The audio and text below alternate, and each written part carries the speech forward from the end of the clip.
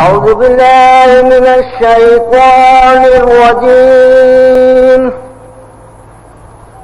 بسم الله الرحمن الرحيم.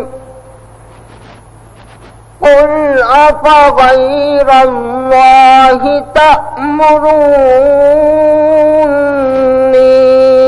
أعبد أيها الجاهلون. ولقد أوحي إليك وإلى الذين من قبلك لئن أشركت ليحبطن عملك ولتكونن من الخاسرين. بل الله فاعبد وكن من الشاكرين. وما قدر الله حق قدره والأرض جميعا قبضته يوم القيامة والسماوات مطويات بيمينه سبحانه وتعالى عما يشركون. ونفخ في الصور فصعق من في السماوات ومن في الأرض إلا من شاء الله ثم نفخ فيه أخرى فإذا هم قيام ينظرون. وأشرقت الأرض بنور ربها ووضع الكتاب وجيء بالنبيين والشهداء وقضي بينهم بالحق وهم لا يظلمون. ووفيت كل نفس ما عملت وهو أعلم بما يفعلون. صدق الله مولانا العظيم.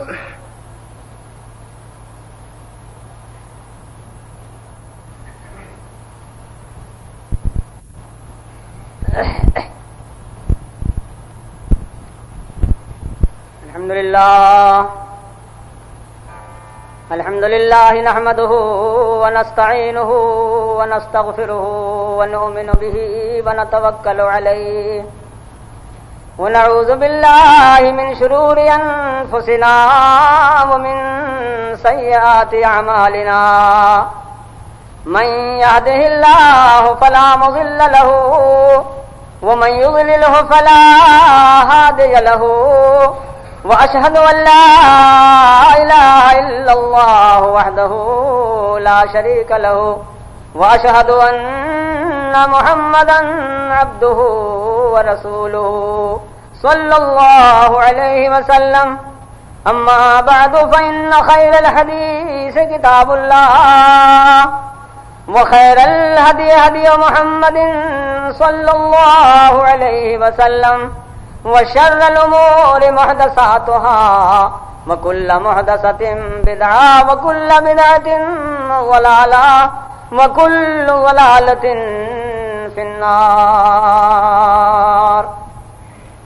عن عمر بن الخطاب رضي الله تعالى عنه قال قال رسول الله صلى الله عليه وسلم إنما الأعمال بالنيات وإنما لكل امرئ ما نوى فمن كانت هجرته إلى الله ورسوله فهجرته إلى الله ورسوله ومن كانت هجرته إلى دنيا أو امرأة يتزوجها فهجرته إلى ما هاجر إليه أو كما قال.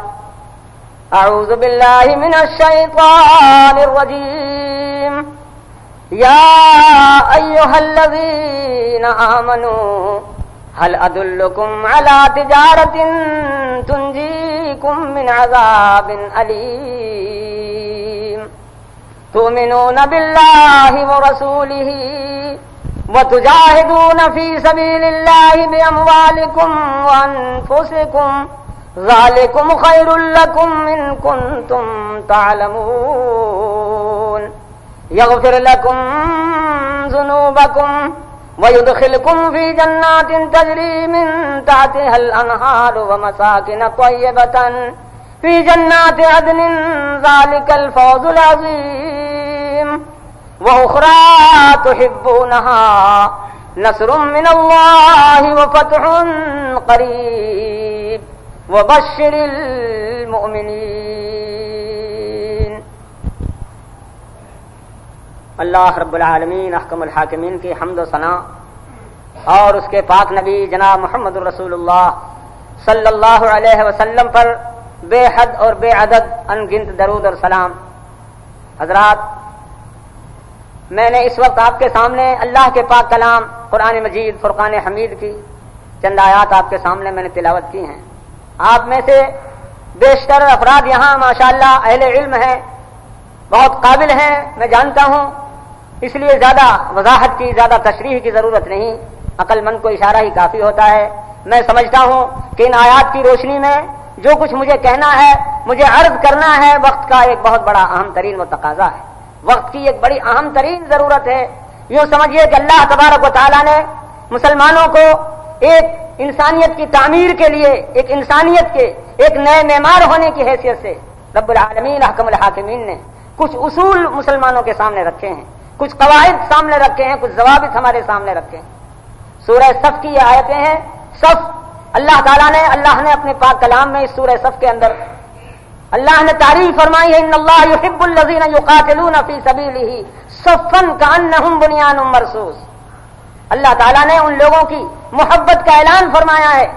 اللہ ان لوگوں سے محبت کرتا ہے، محبوب ہے اللہ کے وہ لوگ جو اللہ کے راستے میں صف بنا کر، یعنی متحد ہو کر، مل کر، متفق ہو کر، ایک بہترین اتحاد کے ساتھ، ایک بہترین اتفاق کے ساتھ مل کر، جل کر، متفق ہو کر صف بنا کر یقاتلون فی سبیل اللہ صفا کأنہم بنیان مرصوص. ان کی صف بھی معمولی صف نہیں، بڑی اہم صف ہوتی ہے، بڑی مضبوط صف ان کی ہوتی ہے. میرے دوستوں، بزرگوں، حضرات علماء کرام، مجھے معاف کیجیے گا، اللہ تعالیٰ نے جو ارشاد فرمایا، جو اشارہ کیا ہمارے سامنے، کأنہم بنیان مرصوص، اس صف کو آج ہمیں تلاش کرنا ہے، اس صف کا ہمیں آج نمونہ دیکھنا ہے کہ ایسی صف آج کہاں ہے مسلمانوں کے اندر. وہ صف جس کی یہ تعریف ہے کأنہم بنیان مرصوص، وہ صف جس میں کوئی کسی قسم کا انتشار نہیں، کوئی خلل نہیں. اس صف میں مسلمان اس طرح سے صف بنا کر، اس طرح سے وہ متحد ہو کر، مل کر اللہ کے راستے میں وہ مجاہدہ کرتے ہیں، اللہ کے راستے میں وہ کوشش کرتے ہیں، اللہ کے دین کی اشاعت کے لیے وہ جد و جہد کرتے ہیں. دنیا میں ان کا ہر قدم اس مقصد کے تحت میں ہوتا ہے. کأنہم بنیان مرصوص، مل کر، جل کر، بڑے ہی ایک لوہے کی دیوار بن کر کے، ایک تانبے کی دیوار بن کر وہ اللہ کے راستے میں مجاہدہ کرتے ہیں، اللہ کے راستے میں کوشش کرتے ہیں. معلوم ہوا کہ قرآن مجید کی نگاہ میں، قرآن مجید کے نظریہ کے مطابق وہی قوم دنیا کے اندر، وہی صف دنیا کے اندر کامیاب ہو سکتی ہے جو اللہ کے راستے کے لیے، اللہ کے دین کے لیے وہ مجاہدہ کرتی ہو، اور اس صورت میں کرتی ہو کأنہم بنیان مرصوص، مل کر، متفق ہو کر. انفرادیت کا کوئی مقام نہیں، انفرادیت کی کوئی حیثیت نہیں، انفرادیت کوئی چیز نہیں اسلام کے نزدیک، قرآن کے نزدیک. اور پھر اس کے بعد اللہ رب العالمین احکم الحاکمین کا لطف اور کرم دیکھیے، اللہ کی مہربانی دیکھیے، جس طرح سے ایک قابل حکیم، ایک حاذق حکیم جس طرح سے ایک مریض کے سرانے کھڑے ہو کر اس کی نبض پر ہاتھ رکھتا ہے اور بڑی محبت سے، بڑے پیار سے مریض کو اپنانے کی کوشش کرتا ہے، بڑی محبت سے، بڑے پیار سے اپناتا ہے مریض کو حکیم حاذق، کہ جس سے مریض کے دل میں اس حکیم حاذق کی خود بخود محبت ہو جاتی ہے، اور نتیجہ یہ کہ اس کا علاج اس کے لیے کامیاب ہوتا ہے. اللہ تعالیٰ نے کتنی محبت سے، کتنی الفت سے اللہ نے ہم کو اور آپ کو خطاب کیا، یا ایھا الذین آمنوا. ذرا غور کیجئے، قرآن مجید میں اس قسم کے خطابات جتنے ملتے ہیں وہ سب کے سب اجتماعی شکل میں ہیں. وہ اللہ تعالیٰ کے نزدیک آپ کی جو قدر اور قیمت ہے وہ اس حیثیت میں ہے کہ آپ دنیا میں ایک اجتماعی قوت اپنے اندر رکھیں، ایک اجتماعی قوت کا مظاہرہ کریں، مل جل کر دنیا میں رہیں، اتفاق اور اتحاد سے رہیں، ایک نئی جماعت آپ کے، ایک نیا معاشرہ آپ کے سامنے ہو، ایک نیا سماج آپ کے سامنے ہو۔ یا ایھا الذین آمنوا، کتنے پیار سے، کتنی محبت سے اللہ تعالیٰ نے ہماری نبض پر ہاتھ رکھا ہے۔ اے ایمان والو، میرے پیارے بندو، میرے مخلص بندو، میری راہ میں جہاد کرنے والے بندو، اللہ تعالیٰ نے گویا انتہائی پیار کے ساتھ، انتہائی محبت کے ساتھ اللہ نے ہم کو مخاطب فرمایا۔ اور اس کے بعد رب العالمین احکم الحاکمین نے سورہ صف میں، آپ پیچھے سے اگر غور کریں گے تو آپ کو معلوم ہوگا کہ بڑے اہم مضامین بیان ہو رہے ہیں، بڑے اہم مضامین، اسلام کی بنیاد ہے جن پر، دین کی بنیاد ہے جن پر، ایمان کی بنیاد ہے جن پر، یا مسلمان قوم کی بنیاد ہے جن چیزوں کے اوپر، وہ چیزیں تمام بیان ہو رہی ہیں۔ ان اللہ یحب الذین یقاتلون فی سبیلہ صفا کأنہم بنیان مرصوص، اور اس کے آگے بشارت محمدی کا ذکر ہے، اور پھر اس کے آگے کے اعلان ہے، هو الذی ارسل رسولہ بالہدی ودین الحق لیظہرہ علی الدین کلہ ولو کرہ الکافرون۔ ایک اعلان ہے، اور اعلان بھی ایسا کہ قیامت تک کے واسطے ہے، بڑا زبردست اعلان، بہت عام اعلان۔ یہ تمام مضامین بڑی تفصیل چاہتے ہیں، بڑی تشریح چاہتے ہیں، ان سب کے بعد بڑے پیار سے، بڑی محبت سے آپ کو خطاب کیا جا رہا ہے۔ یا ایھا الذین آمنوا هل ادلکم علی تجارۃ تنجیکم من عذاب علیم تؤمنون باللہ ورسولہ وتجاہدون فی سبیل اللہ باموالکم وانفسکم ذالکم خیر لکم ان کنتم تعلمون یغفر لکم ذنوبکم ویدخلکم جنات تجری من تحتها الانہار۔ ایک مسلمان قوم کا، ایک مسلمان فرد کا، ایک مسلمان کی زندگی کا کیا مقصد ہونا چاہیے، اس کے سامنے کیا نصب العین ہونا چاہیے، ایک مسلمان کی زندگی کا ماحول کیا ہونا چاہیے، اس کا لائحہ عمل کیا ہونا چاہیے، یہ سوچنا اور سمجھنا ایک مسلمان میں اور ایک غیر مسلمان میں کیا فرق ہے۔ مسلمان قوم ایک عجیب قوم ہے دنیا میں، عجیب قوم، اللہ تعالیٰ نے مسلمان کو ایک عجیب قوم بنایا ہے۔ کنتم خیر امۃ اخرجت للناس، اللہ تعالیٰ نے کچھ ایسے امتیازی اوصاف اس قوم کے ساتھ وابستہ کر دیے ہیں کہ دوسری قوموں سے اس کو ممتاز کرتے ہیں۔ وہ مسلمان قوم، اللہ رب العالمین احکم الحاکمین نے انہی فرائض کو ہمیں یاد دلانے کے لیے یہ کوشش فرمائی ہے، بڑے پیار سے، بڑی محبت سے، کہ اے مسلمان قوم، اے مسلمانوں، میرے پیارے بندو ایمان والو، تمہاری زندگی کا اولین مقصد کیا ہونا چاہیے؟ اولین مقصد تنجیکم من عذاب علیم، عذاب علیم میں مبتلا رہنا ایک مسلمان کا شیوا نہیں، ایک مسلمان کا کام نہیں، ایک مسلمان کی شان نہیں ہے یہ کہ وہ عذاب علیم کے اندر مبتلا رہے۔ عذاب علیم، یوں تو آپ فوراً کہہ دیں گے کہ عذاب علیم سے مراد دوزخ کا عذاب ہے، اور یہ ہے وہ ہے، لیکن قرآن مجید کا اگر آپ عموم دیکھیں گے، قرآن مجید کا اعلی الاطلاق ایک بیان دیکھیں گے تو بڑی گہرائی آپ پائیں گے۔ تنجیکم من عذاب علیم، ہر اس عذاب سے جو علیم ہے تمہارے لیے، جو تمہیں علم پہنچانے والا، تکلیف پہنچانے والا، تمہارے ضمیر کو مجروح کرنے والا، تمہارے دل و دماغ کو معطل کرنے والا جو عذاب ہے تمہارے سامنے، اس عذاب سے نجات حاصل کرنا یہ تمہاری زندگی کا اولین مقصد ہے۔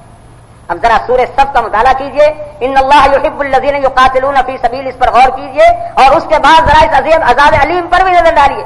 تنجیکم من عذاب علیم، عذاب علیم سے نجات حاصل کرنا، عذاب علیم سے نکلنا، عذاب علیم سے بچنا ایک مسلمان کی زندگی کا یہ اولین مقصد ہے۔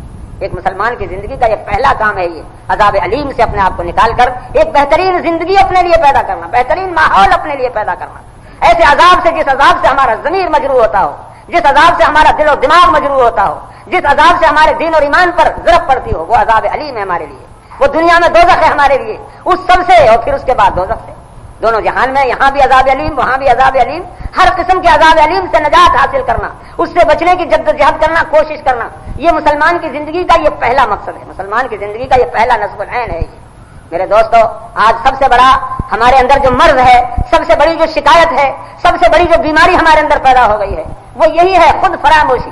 مسلمان آج اپنے آپ کو خود بھول چکا ہے کہ میں کون ہوں، مسلمان خود بھول چکا ہے اپنے آپ کو کہ میں کون ہوں، میری کیا ہستی تھی، کس لیے میں دنیا میں آیا، یہ مسلمان قوم کا لقب مجھے کیوں ملا، مسلمان کیوں میرا نام رکھا گیا، کیوں میں اس قوم میں پیدا ہوا، مسلمان ہونے کی حیثیت سے مجھے کس طرح دنیا میں رہنا چاہیے تھا، کیا میرا فرض تھا، کیا مجھے کرنا تھا۔ یہ تمام اسباب اس قسم کے ہیں کہ آج مسلمان قوم تقریباً، اگر میں یہ کہوں کہ 100% تو غالباً مبالغہ نہ ہوگا، اس لیے کہ ماشاءاللہ میں دیکھتا ہوں آپ کے یہاں محلہ مومن پور مدن پورہ، ماشاءاللہ دیکھتا ہوں میں، جیسا بھی کچھ یہاں دین کا چرچا ہے، جیسا بھی علم کا چرچا ہے، جیسا بھی یہاں ماشاءاللہ میں دیکھتا ہوں، باوجود ہے کہ ہمارے یہاں اکابر حضرات ماشاءاللہ دین اور دنیا میں سب میں سبقت لیے ہوئے ہیں، لیکن 5 وقتہ مسجد بھر جاتی ہے، جہاں اذان ہوئی فوراً تمام اپنے دکانوں کو، اپنے کارخانوں کو، اپنی فرموں کو، سب کو چھوڑ کر مسجد کی طرف چلے آتے ہیں۔ ماشاءاللہ لیکن ایسی مثالیں آپ کو بہت کم ملیں گی.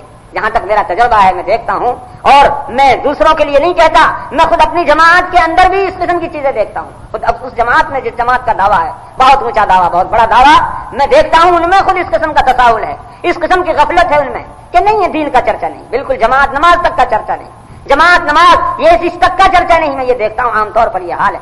تو میں یہ عرض کر رہا تھا کہ مسلمان قوم آج 100% اپنے نصب العین کو بھول چکی ہے. مسلمان کے دماغ سے یہ نکل چکا ہے کہ میں کون تھا اور کس لیے دنیا میں آیا. مسلمان ہونے کی حیثیت سے مجھ کو کیا کرنا تھا دنیا میں، کیا میرا فرض تھا دنیا کے اندر مسلمان ہونے کی حیثیت سے، مسلمان ہونے کی حیثیت سے مجھ کو کیا کرنا تھا، کیا میرا فرض تھا. اس کو 100% مسلمان بھول چکا ہے. بیشتر مسلمانوں کا حال جیسا کچھ ہے وہ کہنے کی ضرورت نہیں. اگر آپ تجزیہ کریں گے آج مسلم قوم کا تو عجیب و غریب کیفیت آپ کو نظر آئے گی، عجیب و غریب کیفیت نظر آئے گی مسلمان قوم کی. مسلمان قوموں میں اللہ اکبر وہ کون سی بیماری ہے جو آج مسلمانوں میں نہیں، کون سی عجیب و غریب بیماری ہے وہ. میں ایک عجیب واقعہ آپ کو سناؤں. جنوبی ہند کے سفر میں میں نے ایک جگہ دیکھا، ایک بہت بڑا عظیم ایک درخت دیکھا میں نے ایک مدرسے کے سامنے، اسلامیہ مدرسہ، اور اس کے سامنے ایک بہت بڑا عظیم درخت، اور اس درخت کے نیچے ایک بہت بڑا چبوترا بنا ہوا، اور وہ درخت نیچے سے سبز رنگ سے رنگا ہوا، اور اس کے اوپر سبز جھنڈا بھی لگایا ہوا درخت کے اوپر. 3-4 روز ہمارا وہاں قیام رہا. میں سمجھتا رہا کہ جس طرح سے کہ پنڈتوں کا، ہندوؤں کا کوئی مندر ہوتا ہے، کوئی پوجنے پاٹنے کی چیز ہوتی ہے، اسی قسم کی کوئی چیز یہ بھی ہے. اور میں دیکھتا تھا وہاں اسی قسم کا چڑھاوا، اسی قسم کی پوجا پاٹ، کہیں پھول لٹکائے جا رہے ہیں، کہیں کچھ ہو رہا ہے، کہیں کچھ ہو رہا ہے.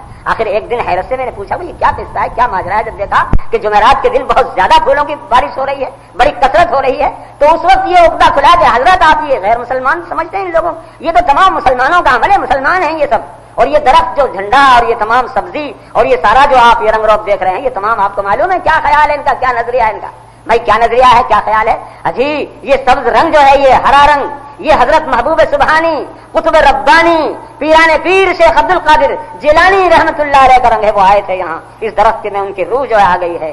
اب اس درخت کی پرستش کرنا، اس کی پوجا کرنا، اس درخت کو آ کر کے اس کو سلام کرنا، یہ ایسا ہے گویا بڑے پیر صاحب کو سلام کر لیا. اللہ، یہ اس قوم کا حال ہے جس قوم کا آپ عروج دیکھنا چاہتے ہیں، جس قوم کا آپ اقبال دیکھنا چاہتے ہیں، جس قوم کا آپ ترقی یافتہ دیکھنا چاہتے ہیں. اللہ، یہ اس قوم کا حال ہے. عجیب حیرت ہوئی. اور پھر ساتھ ہی اس کے یہ بھی ہے کہ اگر یہاں تک میں نے دیکھا، میرے سامنے بیان کیا میرے ایک دوست نے کہ حضرت آپ کو اسی پر تعجب ہو رہا ہے. میں ایک جگہ پہنچا، اتفاق کی بات ہے کہ میرے پیروں میں چپل تھے اور ان کا رنگ تھا سبز. تو تمام سب لوگ مجھے حیرت سے دیکھتے تھے کہ ارے یہ سبز رنگ کا چپل پہنا ہوا ہے، بڑا گستاخ ہے یہ کمبخت، کون آ گیا یہاں سے، اتنا گستاخ، اتنا وہابی، اتنا لامذہب، اتنا بے دین، سبز رنگ کا چپل پہنا ہوا ہے. یہ سبز رنگ میں تو حضرت پیران پیر رہتے ہیں، ان کی روح رہتی ہے ان کی. یہ پیروں میں جوتیوں میں حضرت پیران پیر کی گستاخی کر رہا ہے. میں عرض یہ کر رہا ہوں کہ مسلمان قوم کا آج اس طرح سے دیوالا نکلا ہوا ہے، ان کے دل اور دماغ کا، ان کے ایمان کا، ان کے ضمیر کا، ان کے مذہب کا. کرے غیر گربت کی پوجا تو کافر، اور جھکے آگ پر بہرے سجدہ تو کافر، اور کواکب میں مانے کرشمہ تو کافر، جو ٹھہرا ہے بیٹا خدا کا تو کافر، مگر مومنوں پر کشادائیں راہیں، پرستش کریں شوق سے جس کی چاہیں. بھائی آج یہ حال ہے. اس لیے میں تو یہی عرض کیا کرتا ہوں کہ مسلمان قوم کا سب سے پہلا فرض یہ ہے کہ وہ یہ سمجھے کہ میں مسلمان ہوں. مسلمان ہوں، اپنے آپ کو سمجھنا اور یہ غور کرنا کہ میں کیوں مسلمان ہوں، مسلمان ہونے کی حیثیت سے کیا میرا فرض تھا، کیا مجھے کرنا تھا دنیا میں، کس لیے مسلمان دنیا میں آیا تھا. اگر مسلمان قوم کے آنے کا بھی یہی مقصد تھا دنیا میں، یہی قبروں کو پوجنا، جھنڈوں کو پوجنا، درختوں کو پوجنا، یہ کرنا وہ کرنا، تو آج آخر کون سا تیر مارا آپ نے دنیا میں آ کر کے، ایک نئی قومیت کی بنیاد رکھ کر کے، ایک نئے مذہب کا نام لے کر کون سا آپ نے کمال کر دیا، کون سا آپ نے تیر مارا. پہلے بھی ایسی بہت سی قومیں ہیں، ایسے مذاہب پہلے بھی بہت سے، ایسے ادیان اس قسم کے پہلے بھی بہت سے موجود ہیں. میرے دوست اور بزرگوں، ان حالات میں کچھ ہماری اور آپ کی ذمہ داریاں اور زیادہ بڑھ جاتی ہیں.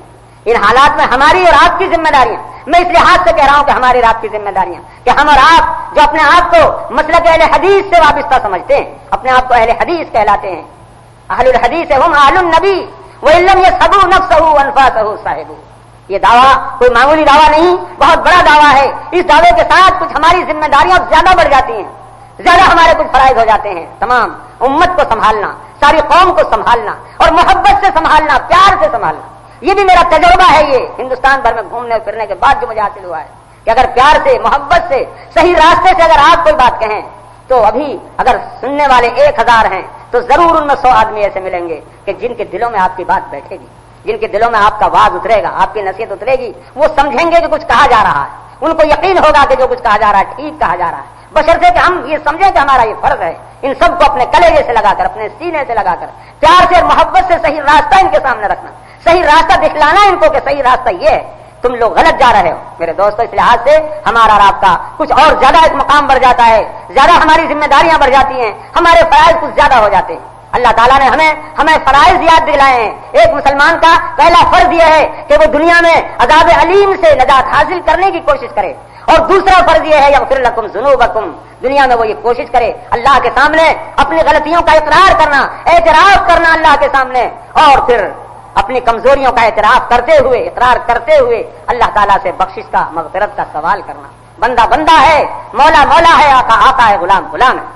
ایک انسان وہ کسی بھی مقام کو پہنچ جائے, کتنا ہی اونچا اس کو درجہ حاصل ہو جائے, حتیٰ کہ وہ نبی اور رسول تک کیوں نہ ہو جائے, لیکن پھر بھی وہ بندہ ہے, پھر بھی وہ غلام ہے. اللہ رب العالمین حاکم الحاکمین کے مقابلے پر اللہ تعالیٰ وحدہ لا شریک آقا ہے, بندہ بندہ ہے. اشہد ان محمدا عبدہ ورسولہ, پہلے عبدیت کا اقرار کرایا گیا.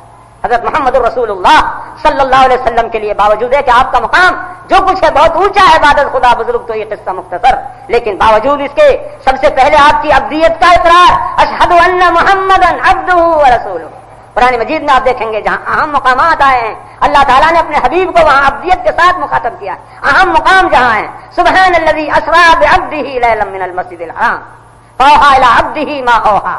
ایسے یہ اہم مقام ہے کہ جہاں کچھ شبہ ہو سکتا تھا, کوئی کسی قسم کا خطرہ دماغ میں گزر سکتا تھا, اس شبہ کی دفع کرنے کے لیے, اس خطرے کو ہٹانے کے لیے اللہ تعالیٰ نے ایسے پیارے لفظ کے ساتھ, عبد ہے ایک عبدیت ہی بندہ ہونے کا نشان, عبد ہے ایک عبدیت ہی بندہ ہونے کا نشان, اس سے جو بھاگا وہ باغی بے حیا ہو جائے گا. سب سے پیارا لقب اللہ کے نزدیک جو ہے وہ عبدیت کا لقب ہے, عبد کا لقب ہے. فاوحی الی عبدہ ما اوحی. تو ایک مسلمان, ایک نیک بندہ, ایک نمازی, ایک حاجی, ایک عالم, ایک حافظ, ایک قاری, ایک تہجد گزار, وہ کسی بھی مقام پر پہنچ جائے, لیکن اللہ کے سامنے اپنے گناہوں کا اقرار کرنا, اعتراف کرنا, اپنے آپ کو خطا کار سمجھنا, اپنے گناہوں کے لیے بخشش طلب کرنا اللہ سے, مغفرت طلب کرنا اللہ سے. میرے دوستو, اسی کا نام روحانیت ہے, اسی کا نام تصوف ہے. یہی خدا رسی کا بہت بڑا ایک ذریعہ ہے, بہت بڑا ایک وسیلہ ہے خدا رسی کا. جو خدا خواہد کے ما یاری کند, جو خدا خواہد کے ما یاری کند, میل مارا جانب زاری کند.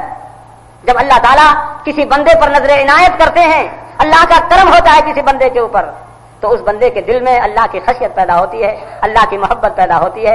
اللہ کی خشیت, اللہ کی محبت کے تحت وہ اللہ کے سامنے روتا ہے, اللہ کے سامنے گڑ گڑاتا ہے, اللہ کے سامنے اس کی آنکھوں سے آنسو جاری ہوتے ہیں, اپنے گناہوں کا اقرار کرتا ہے, اعتراف کرتا ہے. یہ اللہ تعالیٰ کے ہاں بندے کے مقبول ہونے کی نشانی ہے, اللہ کے ہاں مقبول پیارا بندہ ہونے کی نشانی. میرے دوستو, اکابر اہل حدیث کی تاریخ جب ہم پڑھتے ہیں, عجیب و غریب بزرگ ہم کو ملتے ہیں, ایسے ایسے عجیب اور غریب بزرگ کہ جن کی مثالیں آج نہیں مل سکتی, جن کے نمونے آج تلاش کرنے کے لیے ہماری آنکھیں ترستی ہیں. اللہ کے سامنے رونے والے, اللہ کے سامنے گڑ گڑانے والے, اللہ سے ڈرنے والے, اللہ کا خوف رکھنے والے, اللہ کے لیے اپنی زندگیوں کو وقف کر دینے والے, اللہ کے لیے اپنا ہر قدم اٹھانے والے, جو کچھ کرنا ہے اللہ کے لیے, اللہ کی رضا کے لیے. آج یہ تمام چیزیں دن بدن ہمارے اندر سے نکل رہی ہیں. ہم خود اپنے آپ کے سامنے آنے والے, آپ کے سامنے کھڑے ہو کر لمبی لمبی تقریریں کرنے والے, وعظ نصیحت کرنے والے, آپ کے ممبر اور محرابوں کی زینت بننے والے, ہم دیکھتے ہیں ہمارے حالات من آنم کے من دانم. اس سے ہمیں اتنا دکھ ہوتا ہے, تکلیف ہوتی ہے کہ ہمارے انحطاط کی وجہ یہ ہے, ہمارے گراوٹ کی وجہ یہ, آج ہمارے اندر وہ دینداری نہیں رہی, وہ تقویٰ نہیں رہا, وہ خدا ترسی نہیں رہی, وہ عظمت نہیں رہی, اللہ رب العالمین حاکم الحاکمین کا وہ خوف نہیں رہا, وہ رونا نہیں رہا, اللہ کے سامنے گڑ گڑانا نہیں رہا. جو خدا خواہد کے ما یاری کنت, میل مارا جانب زاری کنت, در پہ ہر گری آخر خندے, مرد آخر بھی مبارک بندہ ہے. یہ رونا, اللہ کے خوف سے رونا, اللہ کے سامنے اپنے دل کو پگھلانا. آپ نے احادیث میں پڑھا ہوگا, سنا ہوگا, اللہ کے نبی احمد مجتبیٰ محمد مصطفیٰ صلی اللہ علیہ وسلم جب نماز پڑھتے تو آپ کے سینے مبارک سے ایسی آواز آیا کرتی تھی جیسی چولہے کے اوپر ہنڈیا میں سے آواز آتی ہے, ہنڈیا کھدکتی ہے, اس میں سے آواز نکلتی ہے. اس طرح آپ کا سینے مبارک اللہ کے خوف سے, اللہ کے ڈر سے اس طرح کھدکتا تھا, اس طرح آواز آتی تھی. آج کتنے ہم میں اس نے اللہ سے ڈرنے والے, اللہ کا خوف کرنے والے. ہماری نمازیں محض رسمی رہ گئی, ہماری جماعتیں محض رسمی رہ گئی. میرے دوستو, اللہ رب العالمین حاکم الحاکمین کے ہاں حقیقت کی ضرورت ہے, اللہ کے اخلاص کی ضرورت ہے. اللہ تعالیٰ ان ظاہری چیزوں کو نہیں دیکھتا. لا ينظر الى صورکم واعمالکم ولکن ينظر الى قلوبکم ونیاتکم. اللہ تعالیٰ تمہارے دلوں کو دیکھتا ہے, اللہ تمہاری نیتوں کو دیکھتا ہے. تمہارا دل کیا ہے, تمہاری نیت کیا ہے, اللہ تعالیٰ اس کو دیکھتا ہے. یغفر لکم ذنوبکم. ایک مسلمان کی زندگی کا دوسرا مقصد اہم یہ ہونا چاہیے کہ اللہ کے سامنے اپنے آپ کو گنہگار سمجھتے ہوئے اللہ کی بخشش کا ہر وقت طلبگار رہے, اللہ سے ہر وقت اپنے گناہوں کی معافی چاہے. اور اس کے بعد مرنے کے بعد جو ابد الآباد کی زندگی آ رہی ہے, یہی مسلمان اور غیر مسلمان کے نظریے کا فرق ہے. مسلمان اور غیر مسلمان کا نقطۂ نگاہ یہاں سے الگ الگ ہوتا ہے. ایک مسلمان اس کا نقطہ نگاہ یہ ہے کہ اس کے مرنے کی بعد کی زندگی ابدالآباد کی زندگی بہترین زندگی ہو جائے، اچھی زندگی ہو جائے، پیاری زندگی ہو جائے. دنیا دار ملا دار لہو مل مال ملا مال لہو ولا یجمع ملا عقل لہو. مرنے کے بعد جو زندگی آ رہی ہے، مرنے کے بعد جو مکان ہمارا آ رہا ہے وہ بہترین مکان ہو جائے، بہترین زندگی ہو جائے، روضۃ من ریاض الجنہ ہمیں حاصل ہو جائے. ایک مسلمان کا نصب العین یہ ہے، اور ایک غیر مسلمان کا نصب العین یہ ہے کہ جو کچھ دنیا میں ہے بس یہی ہے، کھانا پینا، موج کرنا، پیٹ بھرنا، اچھا پہننا، اچھا کھانا، اور بس دنیا کو چھوڑ کر چلے جانا، اور آگے کچھ نہیں، نہ جنت نہ دوزخ. تو اللہ رب العالمین حکم الحاکمین نے ایک مسلمان کی زندگی کا یہ مقصد بتایا، نصب العین بتایا. اور پھر آخری نصب العین، آخری مقصد نصر من اللہ و فتح قریب وبشر المؤمنین. یہ دنیاوی نصرت، یہ دنیاوی فتح، یہ کیا ہے؟ یہ مسلمان کی یوں سمجھیے کہ قدموں کی ایک لونڈی ہے، مسلمان کی ایک ٹھکرائی ہوئی چیز ہے یہ کہ محمد سے وفا تو نے تو ہم تیرے ہیں. یہ زمین چیز ہے کیا؟ لوح و قلم تیرے ہیں. لوح اور قلم پر مسلمان کی حکومت ہوتی ہے. دنیاوی حکومت کیا چیز ہے؟ آپ کو اسلامی تاریخ کے مطالعے کا موقع ہوا ہوگا، دیکھا ہوگا آپ نے کہ مسلمان قوم ایک عجیب قوم تھی. جہاں بھی گئی فاتح کی حیثیت سے اس نے مال سمیٹنے کی کوشش نہیں کی، اس نے دھن سمیٹنے کی کوشش نہیں کی، دوسری قوموں کو ذلیل کرنے کی کوشش نہیں کی. ایک چیز ان کے سامنے تھی، اللہ کی رضا، اللہ کا کلمہ بلند کرنا. اعلاء کلمۃ اللہ لتکون کلمۃ اللہ ہی العلیٰ.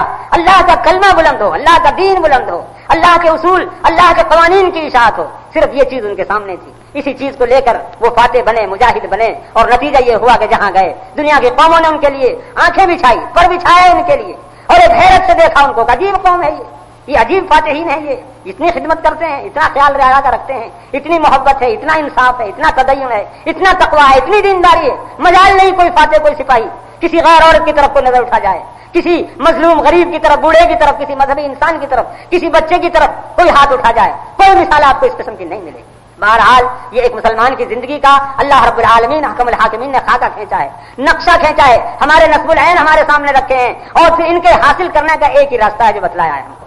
وہ راستہ میرے دوستوں بڑا گہرا راستہ ہے، سوچنے اور سمجھنے کا راستہ ہے. هل ادلکم علی تجارت، ذرا غور کیجئے کتنے پیار کے ساتھ، کتنے لطف کے ساتھ اللہ رب العالمین حکم الحاکمین ہماری نبض پر ہاتھ رکھ رہا ہے. قرآن مجید ہماری نبض کو پکڑ رہا ہے. هل ادلکم علی تجارت، اے تاجرو، اے سوداگرو، تمہاری تجارت مبارک ہو، تمہارے لیے سوداگری مبارک ہو، تمہارے لیے بہترین تم تجارت کر رہے ہو، بہترین سوداگری کر رہے ہو. لیکن ایک تجارت یہ بھی ہے، یہ بھی ایک تجارت ہے، بہترین تجارت. هل ادلکم علی تجارت، ایک تجارت تمہارے سامنے رکھی جا رہی ہے، تنجیکم من عذاب الیم. اس تجارت کے اگر تاجر بن جاؤ تو یقیناً اس تجارت کو اختیار کر لینے کے بعد تمہاری زندگی کا مقصد حاصل ہو جائے گا، نجات مل جائے گی عذاب علیم سے. ہر قسم کے عذاب سے تمہیں نجات ملے گی، اللہ کی طرف سے بخشش کا عطیہ تمہیں ملے گا، پروانہ ملے گا. اللہ رب العالمین تمہیں مرنے کے بعد جنت الفردوس میں داخل کرے گا. اور یہی نہیں بلکہ دنیا میں بھی تم غالب ہوگے، دنیا میں بھی تم کو اللہ کی نصرت ملے گی، اللہ کی طرف سے فتح ملے گی. تم دنیا میں سربلند رہو گے، اونچے رہو گے تم دنیا کے اندر، بشرطے کہ یہ تجارت اختیار کر. میرے دوستو قرآن مجید ایک سمندر ہے، اتنا گہرا سمندر کہ ایک لفظ قرآن پاک کا آپ لے لیجئے اور دریا با حباب اندر، جس طرح ایک حباب میں سارا دریا سمجھ کر کے آ جاتا ہے، قرآن مجید کا ایک لفظ ہے، سارا قرآن اس کے اندر آ جاتا ہے. تمام قرآن کے 30 پارے اس کے اندر آ جاتے ہیں، بلکہ 1,24,000 انبیاء کرام کی، جناب نبی کریم محمد رسول اللہ صلی اللہ علیہ وسلم کی پوری زندگی، آپ کی پوری لائف، پوری آپ کی ہدایات سب اس کے اندر آتے ہیں ایک لفظ کے اندر. قرآن مجید کی یہی فصاحت ہے، یہی بلاغت ہے. تؤمنون باللہ ورسولہ وتجاہدون فی سبیل اللہ باموالکم وانفسکم. یہ دو جملے ہیں، لیکن ان دو جملوں کی گہرائی میں اگر آپ جائیں گے تو آپ کے سامنے بہت روشنی آئے گی، آپ کا ضمیر خود بخود روشن ہو جائے گا، آپ کا دل روشن ہو جائے گا. تؤمنون باللہ ورسولہ، اور خطاب کن کو ہو رہا ہے یہ بھی ذرا غور کر لیجیے. یا ایھا الذین آمنوا کہہ کر خطاب کیا جا رہا ہے، ایمان والوں کو خطاب ہو رہا ہے. اے ایمان والوں، ایمان والوں کو، بے ایمانوں کو خطاب نہیں ہو رہا، یہودیوں کو خطاب نہیں، عیسائیوں کو نہیں، کافروں کو نہیں، مشرکوں کو نہیں، بت پرستوں کو نہیں. یا ایھا الذین آمنوا، ایمان والوں کو مخاطب کیا جا رہا ہے، اور ساتھ ہی ہدایت تؤمنون باللہ ورسولہ. میرے دوستو جو لوگ سرمایہ دار ہیں، پیسے والے ہیں، وہ جانتے ہیں چور وہاں آتا ہے جہاں کچھ اس کو نظر آیا کرتا ہے. چور کو کوئی مکان خالی پڑا ہوا ہو، ٹوٹا پھوٹا مکان ہو، ایک دبڑی اس میں نہ ہو، کوڑی اس میں نہ ہو، کبھی چور ادھر تھوکے گا بھی نہیں، جھانکے گا بھی نہیں. چور ادھر کیا کرے گا، جا کر کیا کرے گا چور؟ میرے دوستو آپ نے حضرت علامہ ابن جوزی کی تلبیس ابلیس پڑھی ہوگی. بڑے بڑے ہتھیار، بڑے بڑے بیڑیاں، بڑے بڑے اوزار لے کر ابلیس چلتا ہے، بڑے بڑے ہتھیار لے کر، بڑی بڑی بیڑیاں لے کر، بڑی وزنی بیڑیاں، بڑے وزنی ہتھیار، بڑے وزنی اوزار. بھائی یہ کن کے لیے ہیں؟ یہ اوزار، یہ ہتکڑیاں، یہ بیڑیاں ایسی موٹی موٹی، یہ کن مجرموں کے لیے لے جا رہے ہو؟ کن گنہگاروں کو پتہ ہوگے؟ اجی یہ جانتے نہیں، یہ نمازیوں کے لیے ہیں، حاجیوں کے لیے. نمازیوں کے لیے، حاجیوں کے لیے، علماء کے لیے، یہی تو ہیں اصل جن کو مجھے شکار کرنا ہے، جن کو مجھے یہ بیڑیاں پہنانی ہیں، جن کے ہاتھوں میں مجھے ہتھکڑیاں ڈالنی، یہی تو ہیں میرے شکار۔ اور جو لوگ ظاہر خراب حال کو ہرگز نہ چھیڑ تو غیروں کی تجھ کو کیا پڑی اپنی نہ بیڑ تو، جو خود شیطان کے ایجنٹ بنے ہوئے ہیں دنیا میں، شیطان کے فرائض کو خود انجام دے رہے، ان کے پاس شیطان جا کر کیا کرے گا؟ شیطان کیا لے گا ان سے؟ کیا بیٹھا گا؟ بے نمازیوں کے پاس شیطان کیا پڑی جانے؟ دیکھیے ذرا، جو بے نمازی ہیں ان کے پاس شیطان کیوں جائے گا؟ جو قبروں کے پجاری، تازیوں کے پجاری، مزاروں کے پجاری، بتوں کے پجاری، لکڑ پتھروں کے پجاری، درختوں کے پجاری، وہ تو خود شیطان کے نمائندے، شیطان کا خود فرض ادا کر رہے ہیں، وہ تو شیطان کا کام وہ خود کر رہے ہیں، ان کی شیطان کو فکر نہیں ہے، شیطان کو فکر ہے آپ کی فکر ہے شیطان کو، آپ کے لیے شیطان بیڑیاں لیے پھر رہا ہے، تکڑیاں لیے پھر رہا ہے۔ آپ کا ایمان ہر وقت خطرے میں ہے، آپ کا دین ہر وقت خطرے میں ہے، آپ کا تقوی ہر وقت خطرے میں ہے، آپ کا اخلاص ہر وقت خطرے میں ہے۔ تؤمنون باللہ ورسولہ، ایک مسلمان کی زندگی، ایک مومن کی زندگی کس طرح سے گزرنی چاہیے؟ آپ نے مولانا ابوالکلام آزاد رحمۃ اللہ علیہ کا نام نامی سنا ہے، لکھتے ہیں ترجمان القرآن میں، ایک مومن کی زندگی، ایک تقوی شعار کی زندگی اس طرح سے گزرتی ہے دنیا میں جس طرح سے ایک نابینا آدمی ہوتا ہے، آنکھیں نہیں ہیں اس کی، اندھا ہے بیچارہ، وہ ہاتھ میں لکڑی ہے، اس کے لکڑی لے کر چلتا ہے بڑے احتیاط سے، لکڑی سے پہلے دیکھ لیتا ہے سامنے کوئی کھڈا تو نہیں ہے، کوئی پتھر تو نہیں ہے، کوئی کانٹا تو نہیں ہے سامنے، یقین کرنے کے بعد لکڑی کے ذریعے سے قدم اٹھاتا ہے۔ ایک مسلمان کی زندگی یہی احتیاط کی زندگی ہے دنیا میں۔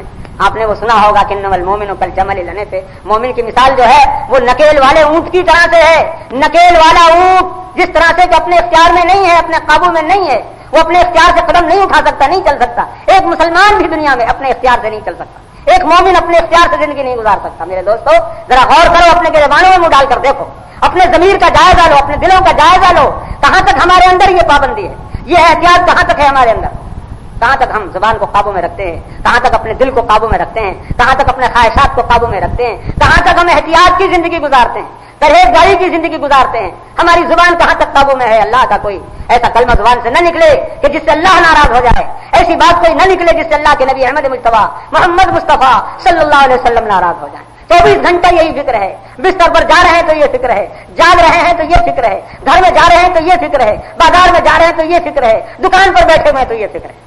میرے دوستو آج ایسے مردان کار کی ضرورت ہے، آج ایسے مردان خدا کی ضرورت ہے، آج ایسے اللہ والوں کی ضرورت ہے۔ تؤمنون باللہ، یوں ایمان کا دعویٰ کر لینا تو ایک معمولی سی بات ہے، ہم اور آپ اپنی زبانوں سے روزانہ اس قسم کے دعوی کرتے ہیں، لیکن ایمان ایک بڑی چیز ہے، ایمان نہیں وہ جنس جسے لے آئیں دکانیں فلسفی سے، یہ ایمان ایسی چیز نہیں معمولی، یہ دعویٰ کر لینا تو آسان ہے، لیکن صحیح معنوں میں ایمان، صحیح معنوں میں ایماندار ہونا، ایمان کا صحیح معنوں کے اندر مظاہرہ کرنا اور ایماندار بننا، ایمان کی دولت کا مل جانا کوئی معمولی چیز نہیں، بڑی اہم چیز ہے، بڑی ضروری چیز ہے۔ قرآن مجید میں اللہ تعالیٰ نے اسی لیے یا ایھا الذین آمنوا کہہ کر مخاطب فرمایا ہے، یا ایھا المسلمون کہہ کر غالباً قرآن میں کہیں مخاطب نہیں کیا گیا، اے مسلمانوں، یا ایھا المصلون، اے نمازیوں، اے روزہ رکھنے والوں، یہ نہیں، یا ایھا الذین آمنوا، ایمان والو، یہ مخاطب کیا اللہ تعالیٰ نے، اس لقب کے ساتھ مخاطب کیا ہے، اس لفظ کے ساتھ اللہ نے ہمیں پکارا ہے۔ ضرورت ہے اس کی، دلوں کے اندر ایمان کی روشنی کی ضرورت ہے۔ میرے اہل حدیث بھائیوں، میرے بزرگوں، آج ہماری یہی شمع بجھ رہی ہے، آج ہماری یہی روشنی مدھم ہو رہی ہے۔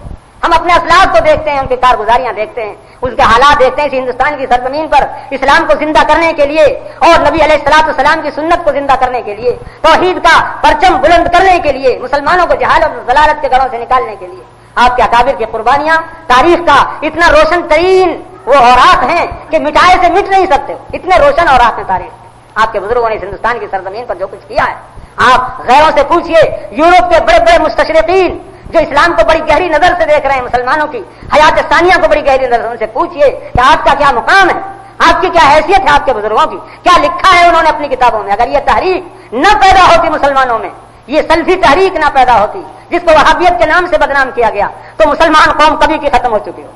مسلمان قوم دنیا میں زندہ نہیں رہی۔ مسلمان قوم میں نیا خون پیدا کرنا، مسلمان قوم میں ایک نیا انجیکشن لگانا، ایک نئے جذبے سے مسلمان کو مالا مال کرنا، لا الہ الا اللہ محمد رسول اللہ کا ایک نیا نور مسلمان کے دل کے اندر ڈالنا، یہ آپ کے اکابر کا کام تھا، آپ کے بزرگوں کا کام تھا۔ اللہ تعالیٰ ہم سب کو غریق رحمت فرمائے، اللہ تعالیٰ ان کی سب کی قبروں کو اللہ تعالیٰ نور سے روشن فرمائے۔ آج ہم اور آپ انہی کا نام لینے والے، انہی کے نقوش قدم کو زندہ کرنے والے، اسی کے لیے جد و جہد کرنے والے ہیں۔ بڑی مسرت کا مقام ہے، بڑی خوشی کا یہ مقام ہے، یہ میں کوئی ظاہر داری کے لیے نہیں کہہ رہا، آپ کو خوش کرنے کے لیے نعوذ باللہ میں نہیں کہہ رہا۔ ابھی کل پرسوں خواجہ صاحب کے سامنے ذکر آیا کہ صاحب مدرسے کے لیے، مرکزی دارالعلوم کے لیے ہمیں بہت کچھ کرنا ہے اور ہمیں اخبار اپنا وقف کر دینا ہے، ہمیں یہ کرنا ہے، ہمیں وہ کرنا ہے۔ جب یہ اشتہار اس طرح چھپا اخبار کی پشت پر تو ہمارے خواجہ صاحب کی زبان سے ایک لفظ نکل گیا کہ بھائی یہ اشتہار تو آپ نے ایسا نمایاں چھاپا ہے کہ بنارس کے بھائی ہمارے مولوی عبدالوحید اور دوسرے حضرات دیکھ کر خوش ہو جائیں گے. میں نے خواجہ سے کہا کہ خواجہ صاحب اس لفظ کو واپس لو تم, یہ لفظ غلط ہے تمہارا. ہمیں مولوی عبدالوحید کو خوش کرنا نہیں ہے, ہمیں وہاں کے بڑے بزرگوں کو, بوڑھوں کو, جوانوں کو خوش کرنا نہیں. اس مقصد کے لیے ہم یہ کام نہیں کر رہے کہ ہم سے وہ خوش ہو جائیں.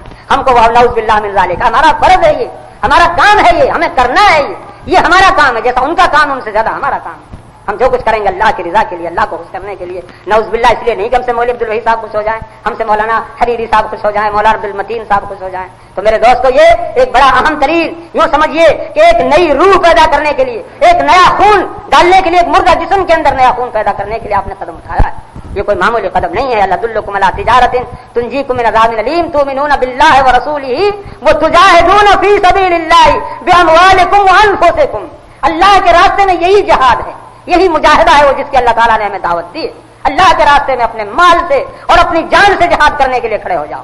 اپنے مال سے جہاد کرنے کے لیے, اپنے جان سے جہاد کرنے کے لیے. اللہ کے راستے میں, اللہ کا راستہ کیا ہے؟ قرآن مجید میں جہاں بھی فی سبیل اللہ کا ذکر آیا ہے, جہاں بھی قرآن میں فی سبیل اللہ کا ذکر آیا ہے, میں یہ کہنے کے لیے تیار ہوں بلا مبالغہ کہ وہاں فی سبیل اللہ سے مراد اللہ کے دین کی اشاعت, اللہ کے دین کی خدمت, اعلاء کلمۃ اللہ مراد ہے. اللہ کے کلمے کو بلند کرنا, اللہ کے دین کی سربلندی کے لیے, اللہ کے دین کی اشاعت اور تبلیغ کے لیے. لتکون کلمۃ اللہ ہی العلیٰ وکلمۃ الذین کفروا السفلیٰ. اللہ کا کلمہ بلند ہو اور باطل کلمہ مغلوب ہو, نیچا ہو.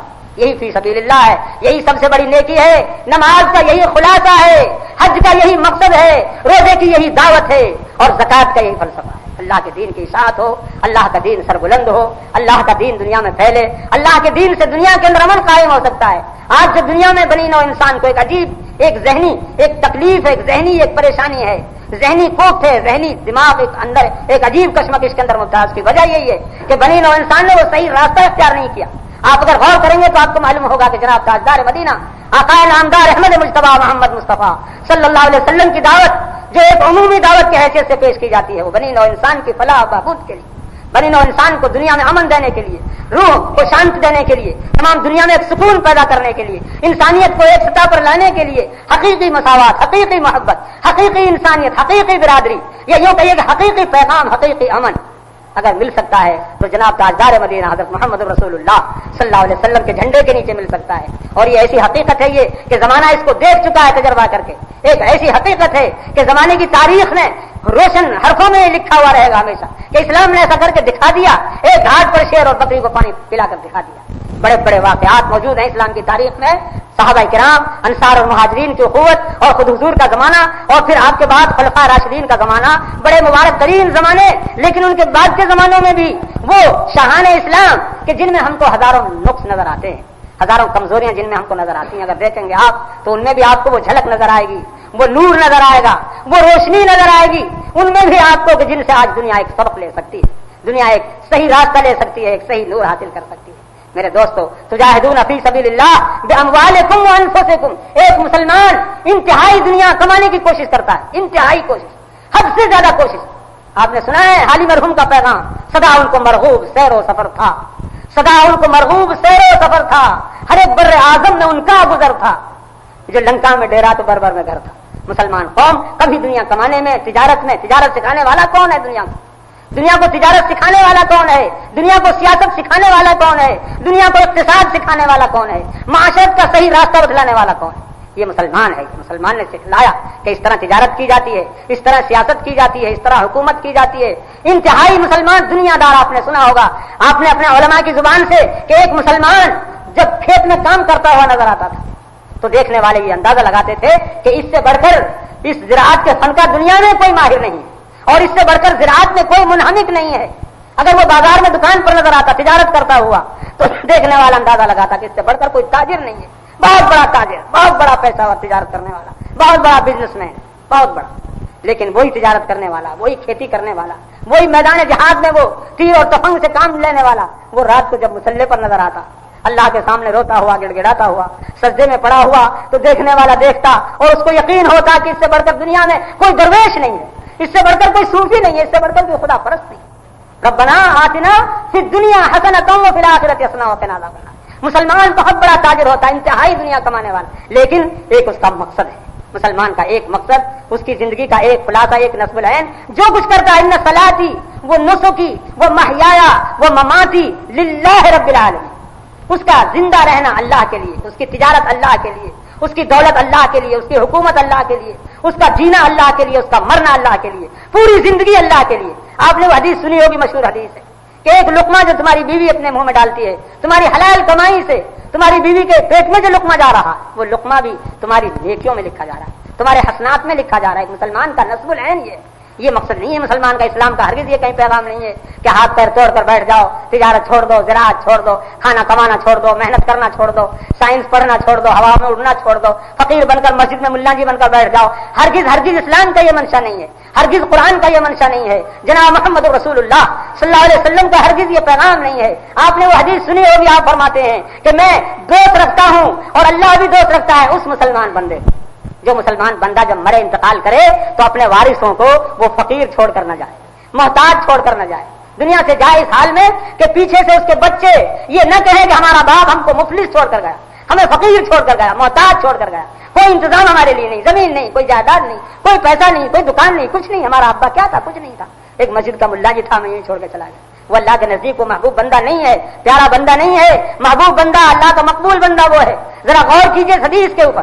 تو میں عرض یہ کر رہا تھا کہ آپ اللہ کرے زیادہ سے زیادہ آپ تاجر ہوں، زیادہ سے زیادہ آپ سوداگر ہوں، زیادہ سے زیادہ دولت آپ کو حاصل ہو، لیکن آپ کی اس دولت کا، آپ کی اس تجارت کا، آپ کی زندگی کا، آپ کے اس پیسے کا مقصد ایک ہی ہونا چاہیے۔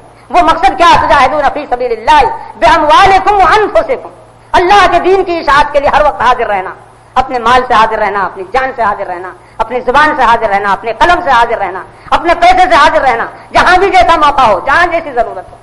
آپ کو معلوم ہے بعض دفعہ زبان وہ کام کر جاتی ہے، جراحت اللسان لہل، جراحت السنان لہل قیام ولا یلتام اجر اللسان، زبانیں وہ کام کر جاتی ہیں کہ جہاں تیر اور تفنگ جو کام نہیں کرتے، تلواریں کام نہیں کرتی، زبان سے آپ نے ایک اچھا کلمہ نکال دیا، ایک سہارے کی بات آپ نے کہہ دی، اسی سے ایک مجمع کا رنگ بدل گیا، ایک نیا ایک جوش پیدا ہو گیا، ایک نیا انقلاب پیدا ہو گیا، ایک نئی لگن پیدا ہو گئی۔ میرے دوستو، آج وہ وقت آپ کے سامنے آ گیا ہے، ایک بڑا مبارک ترین اللہ تعالیٰ نے آپ کو موقع عطا فرمایا ہے۔ میں سمجھتا ہوں کہ ہندوستان بھر کی تمام جماعت اہل حدیث، جہاں تک میرا اندازہ ہے، اور میں آپ کی یہ خدمت انجام دے رہا ہوں دہلی میں بیٹھ کر، جہاں تک ڈاک کار، اخبار کار، جماعتی معلومات کا تقاضا ہے، تعلق ہے، بہرحال کوئی دیہات میں رہتا ہو یا گاؤں میں رہتا ہو یا شہر میں رہتا ہو، کوئی مشرق میں ہو، مغرب میں ہو، شمال میں ہو، جنوب میں ہو، جس کے بھی کان میں یہ آواز پہنچتی ہے کہ جماعت اہل حدیث بنارس اور روسائے مدن پورہ نے ایک بہت بڑا پلان بنایا ہے، ایک بڑے عظیم درسگاہ کی بنیاد انہوں نے رکھی ہے، بڑا بہترین ایک درسگاہ، بڑا بہترین مدرسہ ہوگا جہاں قال اللہ اور قال الرسول، قال اللہ اور قال الرسول کا جہاں ڈنکا بلند ہوگا، جہاں قرآن شریف اور حدیث صحیح طریقے پر جہاں پہلا پڑھائے جائیں گے، سلفی طرز پر، اچھے راستے سے، محدثین کے طریق پر۔ تو میں سمجھتا ہوں کہ جتنے بھی آپ کے بھائی ہیں، کتنے بھی گنہگار ہوں، سب کی روح خوش ہو جاتی ہے، سب میں ایک وجد انگیز ایک جذبہ پیدا ہو جاتا ہے، سب میں جہاں تک میرا اندازہ ہے سب خوش ہیں آپ کے اس کام سے۔ بہرحال ایک کام آپ نے اٹھایا ہے اور اس کام کو اللہ تعالیٰ نے آپ کو اس کام کے لیے ایک مقتدا بنایا ہے، ایک پیشوا بنایا ہے، یا یوں کہیے کہ ایک امانت اللہ نے آپ کے سپرد کی ہے، امانت اللہ نے آپ کے سپرد کی ہے۔ یہ ہمارا کیا ہے، یہاں چلے گئے دو باتیں کہہ کر، اور بھی آئیں گے اور آپ کی کچھ نہ کچھ اعانت کر کے چلے جائیں گے۔ بہرحال اسی سرزمین پر آپ کو سب کچھ کرنا ہے اور اپنے بزرگوں کی ایک یادگار باقیات الصالحات کے طور پر کرنا ہے۔ آپ ہرگز یہ نہ سمجھیے کہ یہ دوسروں کو کرنا ہے، ہم صرف یہاں مقامی طور پر صرف نگراں ہے یا منتظم ہے، نہیں، اتنا ہی نہیں ہے، بلکہ سب کچھ آپ ہی کو کرنا ہے، آپ ہی کا کام ہے۔ یہ دوسرے تمام معاونین ہیں آپ کے ساتھ ہر ممکن خدمت کے لیے، ہر ممکن اعانت کے لیے، ہر طرح سے جہاں تک بھی ہو سکتا ہے۔ میں نے اندازہ لگایا، ابھی میں نے خواجہ صاحب سے کہا کہ آپ مجھے بھیجتے رہے ہو، لیکن میرا اندازہ یہ ہے اگر وقت نے پہلے دلی ہی کو تجویز کر لیا تو کیا منہ دکھلاؤ گے؟